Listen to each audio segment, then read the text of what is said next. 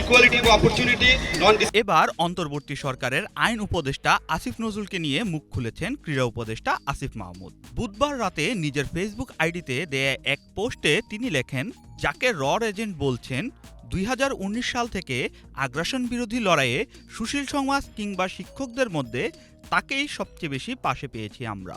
NRC, CAA বিরোধী আন্দোলন, আবরার ফাহাদ হত্যার প্রতিবাদে আন্দোলন, আগ্রাসন বিরোধী কর্মসূচি থেকে যখন জেলে গেলাম সবসময় আসিফ স্যার আমাদের পাশে দাঁড়িয়েছেন। আমরা ক্যাম্পাসের 15-20টা ছেলে মেয়ে আর আসিফ নজরুল স্যার। তিনি আরও লেখেন, সমালোচনারও কিছু ম্যানার থাকা দরকার, যেটাকে গঠনমূলক সমালোচনা বলা হয়। এসব বিষয়ে কিছু বলতে চাইনি, কিন্তু এজেন্ট বলার পর আর চুপ থাকা গেল না। অবশ্য আপনাদের কনস্পিরেন্সি থিওরিতে আমাদের আন্দোলনও পরিচালিত ছিল, যে আন্দোলনে পরবর্তীতে ফ্যাসিস্ট হাসিনার পতন হলো। অপপ্রচারকারীদের প্রতি আহ্বান জানিয়ে আসিফ মাহমুদ বলেন, আমরাই এবার একটু কনস্ট্রাকটিভ হই, না হলে এত ত্যাগের ফলে যে দেশ গড়ার স্বপ্ন আমরা দেখেছি তা ভুলুণ্ঠিত হবে। এতটুকুই আহ্বান থাকবে।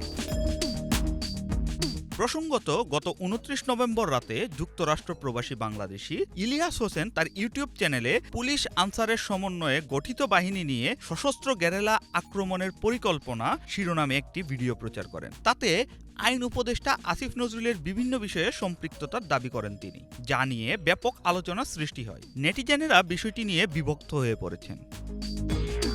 শাহরিয়ার আমান সানি, বাংলাভিশন।